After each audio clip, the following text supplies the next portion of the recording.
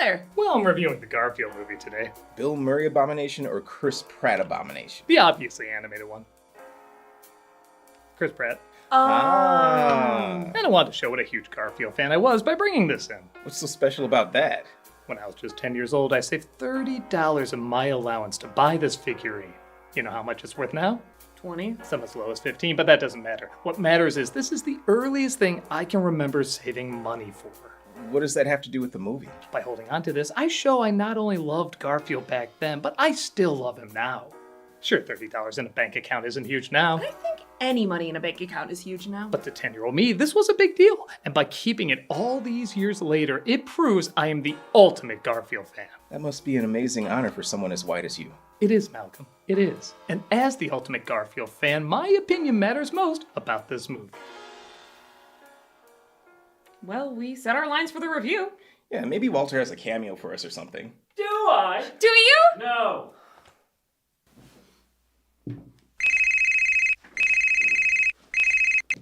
Hello? Hello, I'm Marixa Cruz, and I'm watching your show. How? I'm still in the middle of making it. You see, I'm the ultimate Garfield fan. Look, lady, I'm sure you're very passionate, but I have a figurine from when I was 10 years old. What do you have? 34 years trying to get in the Guinness Book of Records. Oh, look at this picture.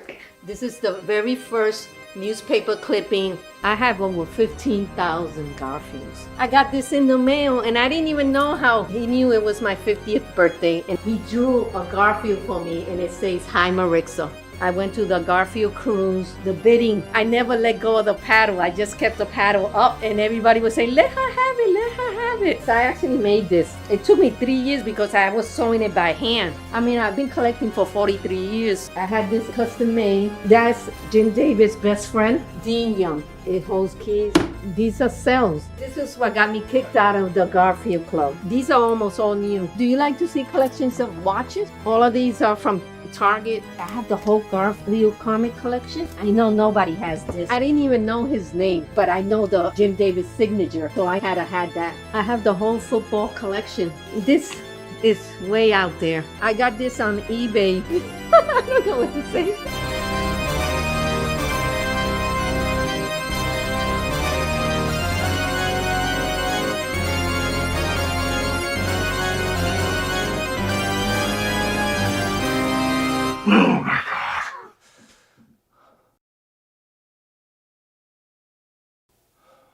For some people, Garfield means quite a bit to them.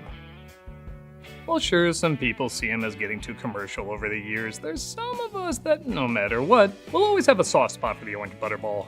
Since its creation back in the 70s, Garfield has represented, let's say, a playfully gentle cynicism.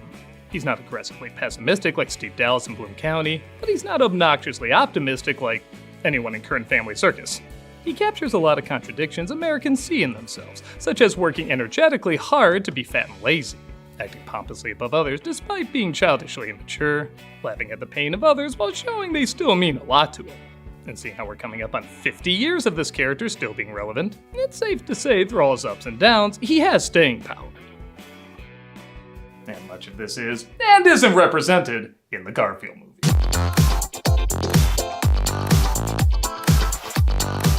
Despite being released in 2024, the Garfield movie was being talked about long before due to the surprising casting choice of Chris Pratt as the title character. And this was after another strange casting choice with him playing the lead in the Super Mario Bros. Movie.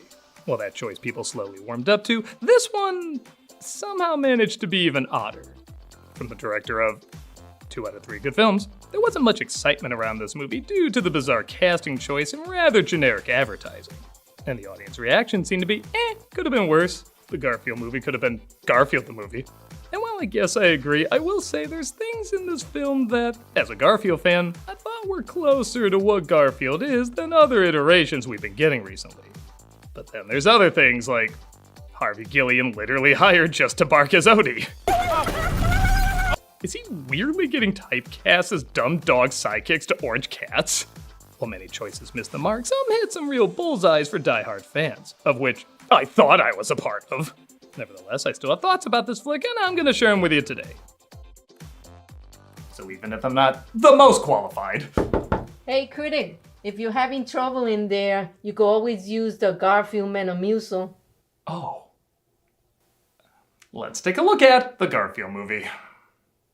The film opens with Garfield ordering food on an app. Let's see. Open the app. A double pepperoni pizza. Supposed to be him, huh? That sure sounds like Chris Pratt. I mean, come on, you should use the current voice actor, but even if you did want a celebrity, how about H. John Benjamin, Nick Offerman? That's just off the top of my head. They would match so much better while also adding their own unique spin. This Garfield voice is hugely distracting, mostly because he goes back and forth between a weak impression of Lorenzo Music. Huh? What? Who said that? Thank you, good sir. Your kindness will be rewarded. And then randomly dropping it just to use his regular voice. I apologize in advance. The eating you're about to see will not be pretty. It's like if you hire me to voice Marlon Brando and I was like, I'll make him an offer he can if you ask for it. I'm Marlon Brando. His 3D model, I guess I can't say looks bad, especially compared to past versions, but it's hard to say it looks that good either. And this is surprising because a lot of the film actually captured a lot of the Jim Davis art style really well. It kind of has the vibe of that Peanuts movie that came out years ago, and in a good way. It seems to know what to add detail to and what to keep simple. It's so good that the only Garfield character that looks off is Garfield. I think part of it is they couldn't figure out how detailed to make the fur, and his yellow upper lip was never meant to match mouth movements in 2D or 3D. I know it's always how he's animated now, but it just never looked right to me. People argue it just doesn't make sense to have him use thought bubbles anymore. And that's why it's used in the avenue nobody associates with Garfield, the comic strip. Wait here, Junior. I'll be right back. We get a flashback to the first day Garfield met John, which, by the way, with all the baby spin-off shows in the 80s, how did this never get one? As his father says, he'll be right back, but never returns. This causes him to look around and stumble across John in an Italian restaurant.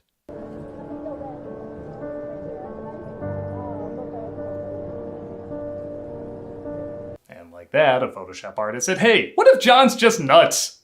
You want a little more? Not to sound like a broken record, but when Garfield's not talking, it is a lot better. John is voiced by another strange casting choice, Nicholas Hoult. Well, that was an interesting dinner, but I can't have pets in my apartment. Doing I don't know what kind of voice, but ironically just his regular voice would have been fine. But he finds he just can't let him go. Hey, send him down here! Fat floats! It all floats! John decides to adopt Garfield and move into a new home where he also adopts a dog named Odie. They partake in some standard but still amusing Garfield fare. And that's why we should go from Sunday to Tuesday. And occasionally a joke that clearly someone's senile grandmother came up with and they promised to put in. Okay, maybe it's a bit more than occasionally.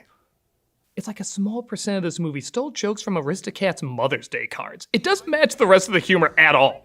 But then other jokes feel right out of the best and weirdest of the Garfield Saturday morning cartoon. I think I was meant to be here tonight because I was meant to meet you. I think we were meant to be. That's what I meant to say. You had me at the word meant. Ah, a Canadian production. They even show he will take care of John as long as he doesn't know about it. You saw nothing. Except the product placement. Be sure you saw that. What are we feeling like today? French, Italian, Chinese. More product placements. Man, they have the market on big-eyed nostalgic animals that walk on two legs. Suddenly they're approached by two dogs, again really borrowing from Davis's darker imagery, who kidnap them from their home. Yeah, it's a mall. We'll assume it's closed. I think this is a case of mistaken identity. They're hung up high above the ground when another cat named Vic, voiced by Samuel L. Jackson, sneaks in to rescue them. Hey, Junior, this is Vic, my father. Ah, so Garfield's half black cat. Don't act like you wouldn't make that joke if you were me! We're introduced to the mastermind behind this abduction, a fiendish feline named Jinx, played by Hannah Waddingham. Oh, I scratched and clawed my way through hard times to come here. Boy, this movie really likes its kitten flashbacks, doesn't it? She reveals she was a fallen star who Vic took in his family, but during a milk heist she got left behind. When she escaped, she spent all her time trying to track him down. When I discovered you were his son, I had no choice but to kidnap you, to lure him here. No, it's all part of being associated with Vic. Yeah, you may notice Garfield kind of feels like a side character in his own movie. He'll comment on stuff, but the focus clearly seems to be on Vic and Jinx, which maybe I'd be more forgiving of if his commentary was funny. Pay back the quart of milk I lost that night. I can do that. What he can't do is raise a child. Just one quart. Just one quart. Done. Done. Every day I was in the pound. Nice twist. Well played. It's like somebody's in funny live tweeting suddenly became a main character. In a film where he's supposed to be the main character. Where am I gonna find that much milk? I suggest you go back to the place you double-crossed me. She gives them all 3 days to get the milk from the Lactose Farm where she was abandoned. Again, lumping Garfield into the mix because there should probably be Garfield in a Garfield movie. See, shit like that is when the movie really works and feels like Garfield. And then other scenes.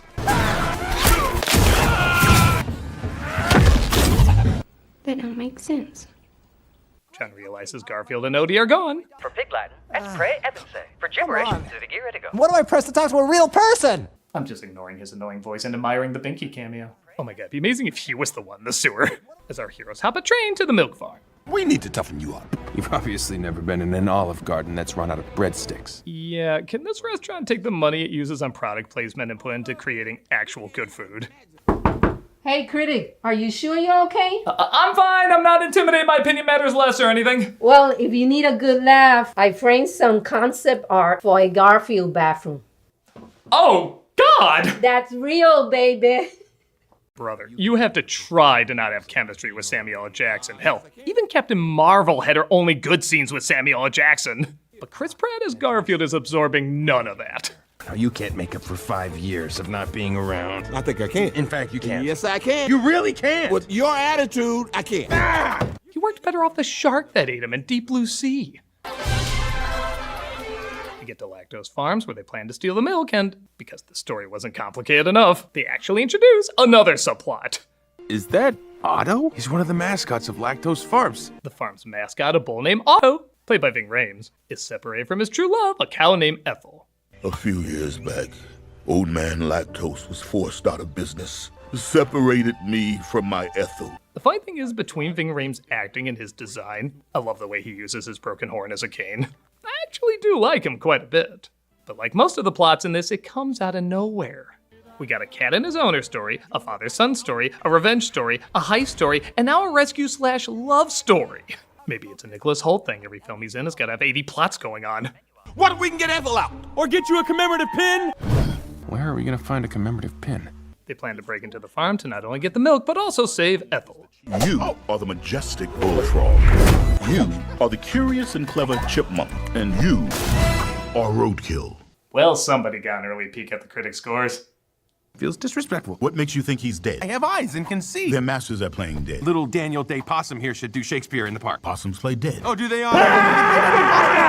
You will enter the electrical room. Pop the grate. You will need to hurl your body over a 30-foot drop to a series of hand drums. Is it wrong to say I'd rather watch a movie based on these 3 animals? Oh, speaking of which, when's the possum gonna come back to life? Can I switch to something living, like the snail or the cricket? Come on, we know you're building it up. Come on, come on. You give Vic the majestic bullfrog. You give Odie the curious and clever chipmunk. Yeah, you're already way too long. It's not gonna be a surprise at this point. Just can you speed it up? Things aren't always what they seem. You're right, but in this case, they are. What's the big deal? Really assuming we're not thinking ahead on this, huh? All right. Can't wait to be shocked by the twist. Hey! I'm working! Too late, too late.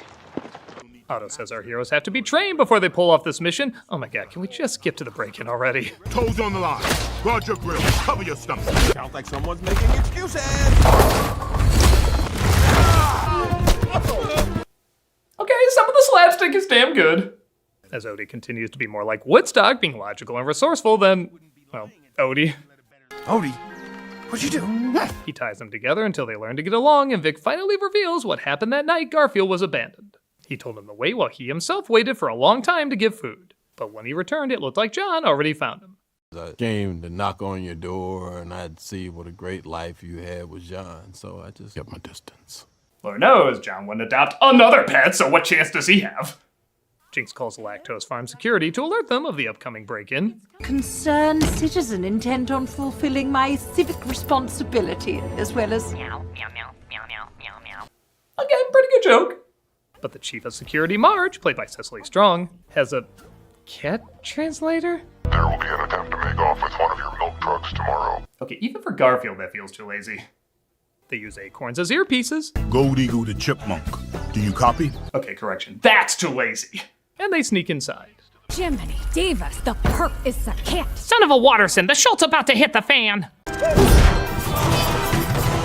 They make their way through the world's most violent cheese factory. Odie is again way too competent for his character, and his father saves him. They're confronted by Marge, though. Well, you're looking for these, aren't you? Never a dull moment at this dairy, is there, Margie? So is the idea because her name is Marge, she should sound like Margie from Fargo? Why not just get Frances McDormand? Bill Murray said her husband wrote the first film. Or maybe she was too busy playing this character for the first time. Sorry about this. Vic seems to toss them at Marge and makes a run for it, causing the two of them to get caught. Jinx, why are you here? I was bringing this to you. Really? That's what we agreed to, right? He asked that like even he's trying to remember all the plots to the movie.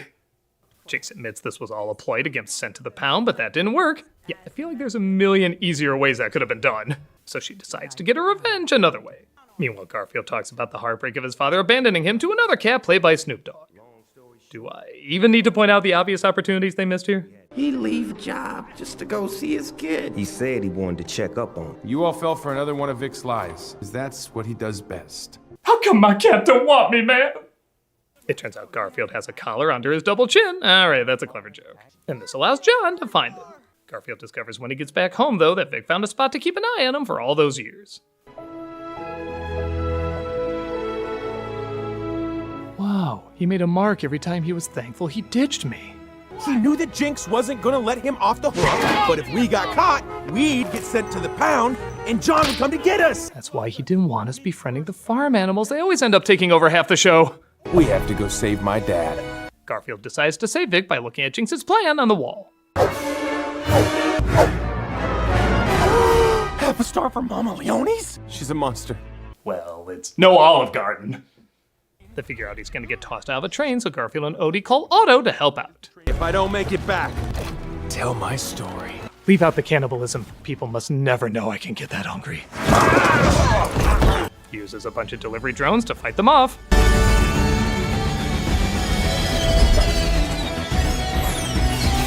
Okay, I always love hearing the Top Gun theme, but comedically, is it worth the licensing fee? But the drones can only do so much. Yeah, in case you were wondering, I do my own stunts. Me and Tom Cruise. You know, maybe they did capture the current comic strip. Sometimes funny, most of the time lame. I will say this climax is pretty fun. A lot of the slapstick is well planned out, and sometimes it even takes a second to realize what's going on. the net's too tight! The net is too tight. I heard! It really is like they saved the best bits for the end, like the weird way the dogs switch sides. I even spoke with this ridiculous accent to make you feel more at home. But no more! I'm New York, loud and proud. The way the villain does and doesn't have everything planned out.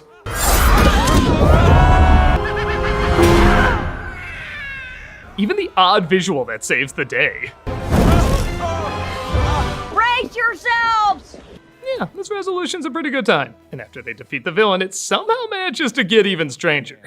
The package? It is. No one will come looking for her. I burned her paperwork. I would love for someone clicking through channels to stumble across this scene and try to figure out what the hell is going on. Oh, save it, Cat Fancy. The boys told me everything. I'm just here to remind you I am an orange cat and I was not in this review. And I'm here to remind you a talking cat with lip movements looks weird. Otto is reunited with his love and Vic reconnects with his son, even though he feels like he doesn't belong in this world. I just want to say I'm sorry. What are you sorry for? Having more subplots than a Tolkien novel. Well, take care. Vic seems to leave, but Garfield puts together he was going to the same spot he always watched him. Almost creepy, but overall sweet. Those notches show how much you love me. I was just counting how many slices of lasagna you ate. I'm just keeping count how many product placements we still got coming up. Or how many desperate cat videos there are to remind you, you like cats! Please like us! What's going on? Alright, I gotta come clean. You didn't even flush. Look, I've been hiding in there because I thought I was the biggest Garfield fan, but after seeing all this, I know I'm not even close. I'm not worthy to talk about this movie. That honor should go to you. Well, all right. I love the baby Garfield there. He is so cute. I like that relationship about the father going out of his way to protect his son, sacrifice himself to be without him. I think that was the best part. at the end when Garfield uses John's card to order a bunch of drones, all that money spent, I don't understand. It's a cartoon, and I was just thinking, wow, all that money he spent, because it was over 1,000 drones that he ordered. I don't know why I worry about a cartoon spending money. But it was a good movie. I liked it. Well done. You're in that right as a true Garfield fan. Critic, when you were a kid, you saved up for that little figurine. Oh, Christ, you have 3! But that was all the money you had. And you kept it all these years. In my book, that makes you just as big a fan. I never thought of it like that. All right, but here are my thoughts. The film doesn't work, but there are more things in it that keep to the spirit of Garfield than I thought there would be. Compared to the original 2 films, it's light years beyond. The fact that it's openly animated this time and not trying to look quote-unquote realistic, and the fact that it is slapsticky and embraces not just the Jim Davis style, but also a fair amount of Easter eggs, does show there was a fair amount of effort and understanding that went into this. The majority of jokes don't land, though. There's too much story crammed into it, and several of the voices, especially Pratt's, just don't match. However, if you are a Garfield fan at heart, there will be things you enjoy about it. Now, I kind of forgot how much I enjoy this art style. Even if it is adapting 2D to 3D, it still seems to understand what makes the 2D elements stand out and utilizes them. The whole thing doesn't come together, but whether you're a Garfield fan on a bigger scale or a smaller scale, chances are there's going to be at least a few moments you'll appreciate. There, don't you feel better? Yeah, I do. Thanks for that. Come on, I'll give you a ride home in the Garfield mobile. What is that, like an old Pinto or something?